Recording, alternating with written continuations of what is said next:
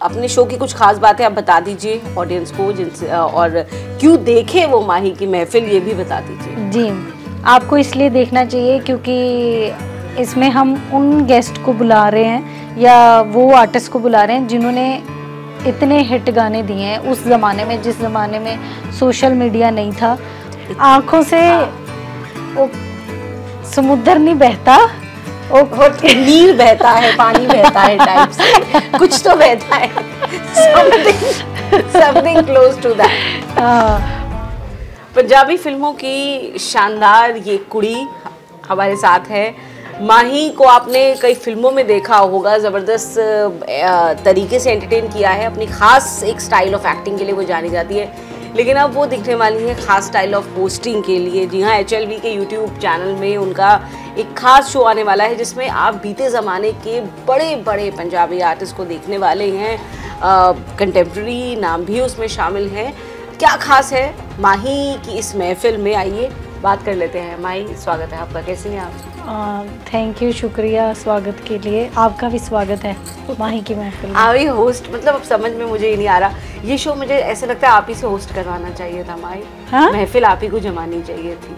सही बात है। अच्छा, क्या है आपका स्टाइल? जैसे अगर आपको ये शो आप कर रही हैं, आप होस्ट, आपकी माही की महफिल है, तो कैसी आप स्टार्ट करेंगे? ओपनिंग कैसी होगी आपकी? मेरी स्टार्टिंग शायरी से होती है। तो करो ना आप स्टार्टिंग से, शायरी से करो। यार, मैंने एक शायरी बोली थी पंजाबी, अच्छा, पिछली इंटरव्यू में, तो उनको तो समझ नहीं आई। आप समझ आ जाएगी, बिल्कुल आ जाएगी। ठीक है। हाँ ना, मैं पंजाबी, सो I understand.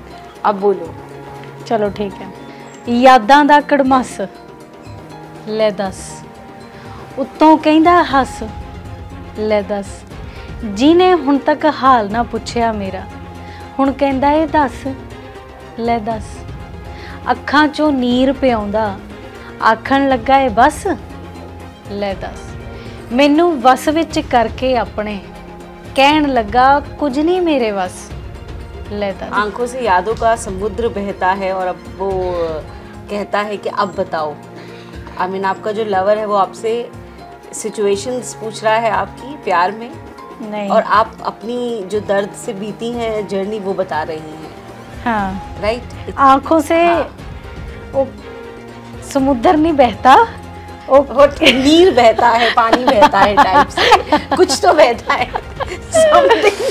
something close to that। वो कहता है कि वो कहती है भी अखां चों नीर पिआउंदा, भी मैं प्यासी हाँ तेरे प्यार दी, ते मैनू जड़ा प्यार भी है ना वो भी मिण के दिंदा, भी अख चों नीर पिआउंदा, आखण लगा है बस, वो भी प्यार मतलब मिण के दिंदा, नाप के दे रहा।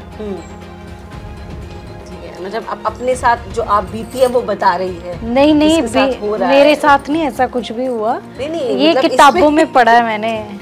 जो इसमें जो किताब के अंदर जो भी हाँ लवर है, जो प्रेमिका है, वो बता रही है जी कि उसके साथ ये दर्द भरी चीजें हो रही हैं। जी, शायरी दर्द ही होती है वैसे असली शायरी। आपकी शायरी बड़ी वायरल होती है। हाँ जी, लोग प्यार करते हैं, क्या करें। अच्छा, तो मतलब शुरू से ये शौक था कि ये इतनी शायराना है माही, या फिर धीरे धीरे चेंजेस आए कुछ? नहीं, लॉकडाउन जब लग गया, सब लोग, कोई रोटी बना रहा है, कोई कुकिंग कर रहा है, मैंने भी की कुकिंग, मैंने घर पे जिम भी लगाया लॉकडाउन में।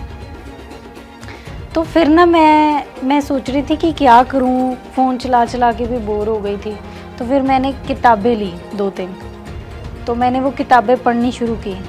मैं किताबां लईयां ते वो मैं पढ़नियां शुरू कीतियां, ते उसके बाद ना मेरी मतलब सोच जो थी प्यार को लेके, रिलेशनशिप को लेके, अटैचमेंट्स को लेके, वो सारी चेंज हो गई। हमेशा प्यार में एक्सपेक्टेशंस होनी नहीं चाहिए, वो भी खुश मैं भी खुश, वो अगला बंदा। हाँ, कोविड में हाँ, तो मुझे अच्छी लगने लगी। मैं शायरी जब पढ़ती थी तो मुझे यहाँ लगती थी यार क्या बात है, फिर ऐसे मेरे को अच्छी लगने लगी, मैंने किताबें पढ़ी, फिर मैंने 1-2 शायरी बोल के डाली अपने सोशल मीडिया पे, वो लोगों को पसंद आई, फिर मैंने सोचा कि क्यों ना जो लोग प्यार कर रहे हैं, जिस चीज़ की डिमांड हो रही है वो चीज़ करो। लिखनी भी शुरू करी आपने? नहीं, मैं लिख लेती हूँ अपना थोड़ा बहुत, टूटे अक्षर टूटे फुट्टे अक्षर, तो बस वो मैं बोलती नहीं हूँ, ना ही किसी को दिखाती हूँ। कोई हल नहीं, शुरुआत है डायरी में लिख लेती हूँ, किसी को नहीं पता मैं लिखती हूँ। अब पता चल गया। मैं वैसे यही बोलती हूँ कि मैं नहीं लिख सकती, लिखने वाला काम बहुत बड़ा है, बहुत कला चाहिए लिखने के लिए। भाई शो की बात करें, क्यों आपको लगा कि आपकी शख्सियत को सूट करता है ये शो करना, जेल करेंगे आप इसमें, क्या खास लगा आपको? मुझे ऐसे लगता है कि पता नहीं मैं सही कर पा रही हूँ या नहीं, ये तो लोग बता रहे हैं कि नहीं आप अच्छा कर रहे हो। मैंने शुरू में यही सोचा था, 50% मैं इस चीज़ के लिए नर्वस थी कि पता नहीं लोगों को मेरा होस्टिंग वाला किरदार पसंद आएगा कि नहीं, क्योंकि सामने जितने भी गेस्ट आए वो सारे लेजेंड है पंजाब के, जिन्होंने इंडस्ट्री शुरू की है, जिन्होंने इतने हिट गाने दिए हैं उस ज़माने में, जिस ज़माने में सोशल मीडिया तो क्या कुछ टीवी भी नहीं होता होगा, कैसेटें होती थी, वही बिकती थी उनकी, और उनके सामने बात करनी, वो पता नहीं लोगों को पसंद आएगा कि नहीं। पर जो मेरी टीम वाले हैं या जो इस शो के प्रोड्यूसर हैं, उनको पूरा यकीन था कि कर लोगे। वो अभी भी यही बोलते हैं, नहीं नहीं तो तुझ तो ओके हो, कहते भी चक के रखो कम। तो पंजाबी म्यूज़िक में आप चेंजेस देखते हैं? क्योंकि लोगों की एक शिकायत रहती है कि पंजाबी म्यूज़िक में बहुत कम ऐसे लोग हैं जिन्होंने ओवर द पीरियड टाइम के साथ खुद को बदला है, वरना अभी हम देख रहे हैं कि रैपर्स की भरमार हो गई है, बहुत शोर शराबे वाला म्यूज़िक जो है भर लेते हैं, डबल मीनिंग लिरिक्स उसके अंदर भर देते हैं। पंजाब में पंजाबी म्यूज़िक आप देखो ना, आप मतलब जनरली अब चाहे वो सिंगर पंजाब में है या फिर कहीं और वो सेटल्ड है, लेकिन पंजाबी म्यूज़िक के जो चेंजेस हैं ओवर द पीरियड, उसको किस तरीके से आप देखते हैं? क्योंकि अभी तो कितने सारे आप लेजेंडरी सिंगर्स के साथ बात कर चुकी हैं, मिल चुकी हैं। देखो गाने हर तरह के बनते हैं, हर तरह का आर्टिस्ट है, जिसको जैसे अच्छा लगता है वो बनाता है, लेकिन जो असल गायकी है या जो असल गीत थे या जिसको लिखते बोलते हैं, मतलब जो लिखे हुए हैं अच्छे गीत जो दिल को लगते हैं, वो पुराने गाने थे। जैसे आप हिंदी हो, आप पुराने गाने सुनो तो वो आप कभी बोर नहीं हो सकते। जैसे लता जी के गाने, किशोर जी के गाने हैं ना, तो आप कभी बोर नहीं हो सकते। आज के गाने अच्छे लगते हैं आजकल के मतलब यंगस्टर्स को, क्योंकि वो सुनना चाहते हैं, ठहराव नहीं है। ये जो पुराने गाने ये पेशेंस मांगते हैं, आपका टाइम मांगते हैं, दिमाग एक्टिव होना चाहिए कि क्या लिरिक्स है, क्या बोला हुआ है गाने में। तो ये आज दौड़ इतनी चल रही है, आजकल के गाने भी दौड़ जैसे ही हैं, तो एंजॉय करो। जमाने के साथ चेंज हो गया है सब कुछ, गाने भी चेंज हो गए।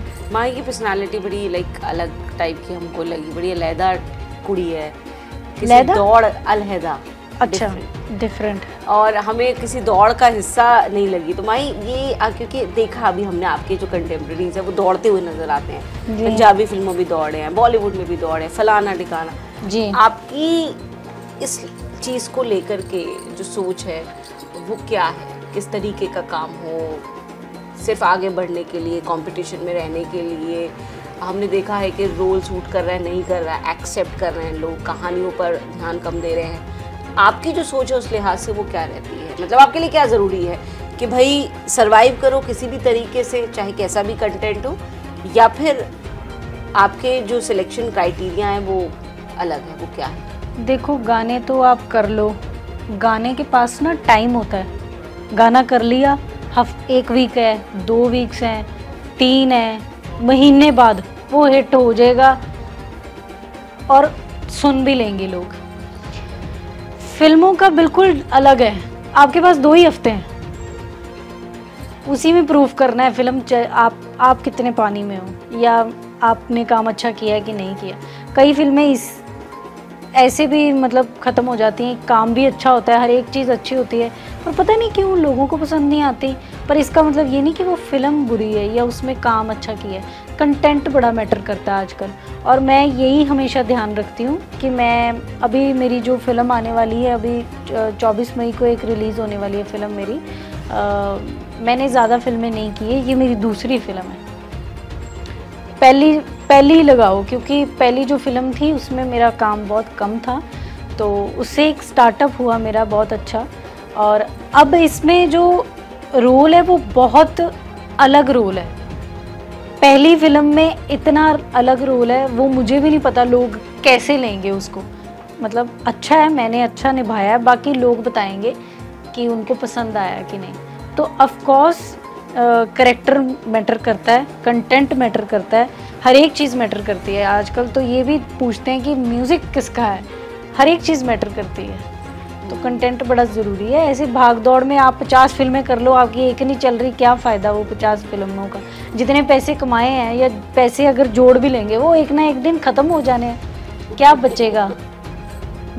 बचेगा तो वही ना जो एक अच्छी हिट मूवी दी हुई, बचेगा तो वही, एंड तक चलना है उसका नाम कि वो फिल्म हिट दी थी इन्होंने। जैसे हमारी हिंदी फिल्म इंडस्ट्री में हम बात करते हैं नेपोटिज्म है कि भैया पहले से जो इस्टेब्लिश्ड है, अगर आप कहीं से उससे जुड़े हैं आपको आसानी से एंट्री मिलती है। ये है पंजाबी फिल्म इंडस्ट्री में कैसा रहता है? मतलब जैसे अगर आपके जैसे हम लोगों की बात करें जो अभी करियर के शुरुआती फेज़ में है ऑलमोस्ट, किस तरीके का ट्रीटमेंट रहता है इंडस्ट्री में? जो पुराने लोग हैं उनके दबदबे के हिसाब से वहाँ भी क्या ये नेपोटिज्म की जैसी कोई चीज़ है, या फिर जो पहले से एस्टैब्लिश्ड लोग हैं उनसे जुड़े लोगों को फ़ायदा मिलता है ज़्यादा? नहीं, हमारे वहाँ ऐसा कुछ नहीं है। मुझे आपकी हिंदी इंडस्ट्री का भी नहीं पता, क्योंकि हमने कौन सा भी काम किया है ना। वहाँ हमारे कुछ नहीं है। वहाँ हमारे जो लोग हैं ना, काम ऑडियंस के सिर पे मिलता है, किसी के सिर पे नहीं मिलता।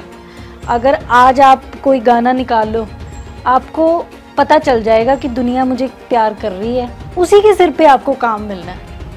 वहाँ हमारी ऑडियंस हमारा भगवान है, सब कुछ हमारी ऑडियंस है, उसी के हाथ में हमें काम मिलना है कि नहीं।